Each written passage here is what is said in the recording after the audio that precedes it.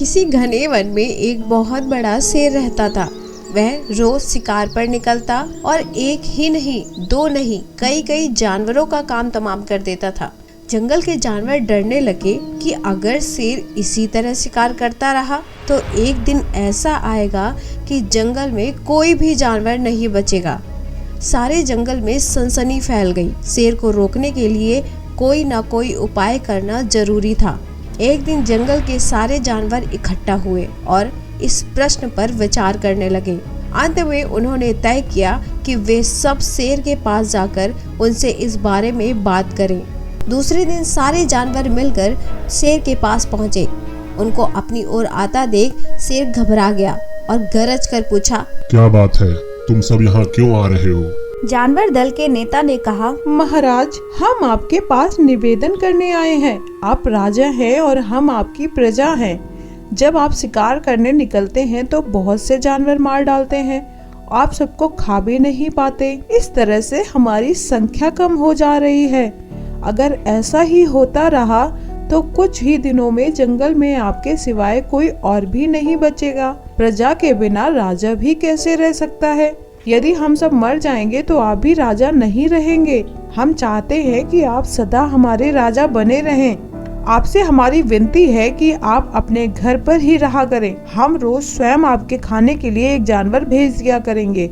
इस तरह से राजा और प्रजा दोनों ही चैन से रह सकेंगे। शेर को लगा कि जानवरों की बात में सच्चाई है। उसने पल भर सोचा और फिर बोला, मैं तुम्हारे सुझाव को मान लेता हूँ, लेकिन याद रखना, अगर किसी भी दिन तुमने मेरे खाने के लिए पूरा भोजन नहीं भेजा तो मैं जितने जानवर चाहूंगा मार डालूंगा। जानवरों के पास तो कोई और चारा नहीं था, इसलिए उन्होंने शेर की शर्त मान ली और अपने अपने घर चले गए। उस दिन से हर रोज शेर को खाने के लिए एक जानवर भेजा जाने लगा। इसके लिए जंगल में रहने वाले सब जानवरों में से एक एक जानवरों को चुना जाता था। कुछ दिन बाद खरगोश की भी बारी आई। शेर के भोजन के लिए एक नन्हे से खरगोश को चुना गया। वह खरगोश जितना छोटा था उतना ही चतुर भी था। उसने सोचा, बेकार में शेर के हाथों से मरना मूर्खता है। अपनी जान बचाने के लिए कोई ना कोई उपाय अवश्य करना चाहिए और हो सके तो ऐसी कोई तरकीब ढूंढनी चाहिए जिससे सभी को इस मुसीबत से सदा के लिए छुटकारा मिल जाए। आखिरकार उसने एक तरकीब निकाल ही ली। खरगोश धीरे धीरे आराम से शेर के घर की ओर चल पड़ा। वह शेर के पास पहुंचा तो बहुत देर हो चुकी थी। भूख के मारे शेर का बुरा हाल हो रहा था। जब उसने सिर्फ एक छोटे से खरगोश को अपनी ओर आते देखा तो गुस्से से बौखला उठा और गरज कर बोला, किसने तुम्हें भेजा है?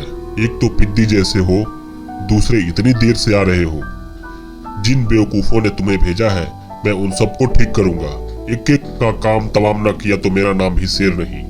नन्हे खरगोश ने आदर से जमीन पर झुककर प्रणाम किया और कहा, महाराज, अगर आप कृपा करके मेरी बात सुन लें तो मुझे या और जानवरों को दोष नहीं देंगे। वे तो जानते थे कि एक छोटा सा खरगोश आपके भोजन के लिए पूरा नहीं पड़ेगा, इसलिए उन्होंने 6 खरगोश भेजे थे। लेकिन रास्ते में हमें एक और शेर मिल गया। उसने 5 खरगोशों को मारकर खा लिया। यह सुनते ही शेर दहाड़ कर बोला, क्या कहा? दूसरा शेर कौन है वो? तुमने उसे कहाँ देखा? महाराज, वह तो बहुत ही बड़ा शेर है।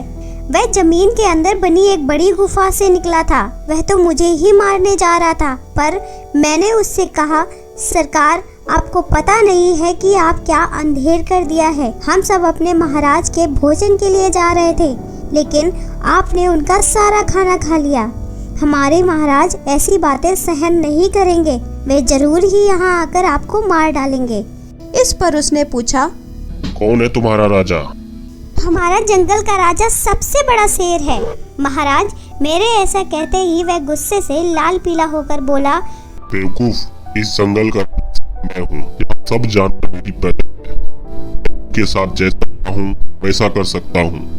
जिस मूर्ख को तुम अपना राजा कहते हो उस चोर को मेरे सामने हाजिर करो। मैं उसे बताऊंगा कि असली राजा कौन है। महाराज, इतना कहकर उस शेर ने आपको लिवाने के लिए मुझे यहाँ भेज दिया। खरगोश की बात सुनकर शेर को बड़ा गुस्सा आया और वह बार बार गरजने लगा। उसकी भयानक गरज से सारा जंगल दहलने लगा।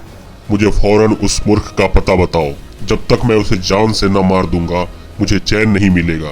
बहुत अच्छा महाराज, मौत ही उस दुष्ट की सजा है। अगर मैं और मजबूत होता तो मैं खुद ही उसके टुकड़े टुकड़े कर देता। चलो रास्ता दिखाओ, फौरन बताओ किधर चलना है। इधर आइए महाराज। खरगोश रास्ता दिखाते हुए शेर को एक कुएं के पास ले गया और बोला, महाराज, वह दुष्ट शेर जमीन में किले के नीचे रहता है, जरा सावधान रहिएगा। किले में छुपा दुश्मन खतरनाक होता है।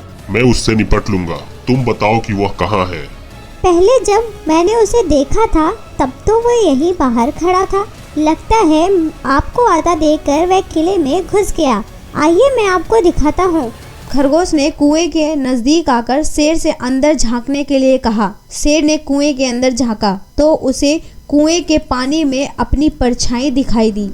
परछाई को देखकर शेर जोर से दहाड़ा। कुएं के अंदर से आती हुई अपनी ही दहाड़ने की गूंज सुनकर उसने समझा कि दूसरा शेर भी दहाड़ रहा है।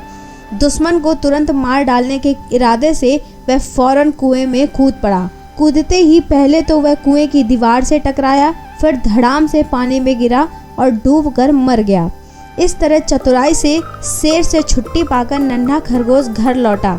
उसने जंगल के जानवरों को शेर के मारे जाने की कहानी सुनाई। दुश्मन के मारे जाने की खबर से सारे जंगल में खुशी की लहर दौड़ पड़ी। जंगल के सभी जानवर खरगोश की जय जयकार करने लगे। आज की कहानी आपको कैसी लगी हमें कमेंट बॉक्स में जरूर बताइएगा। ऐसी ही अच्छी कहानियों के लिए हमारे चैनल को सब्सक्राइब करें।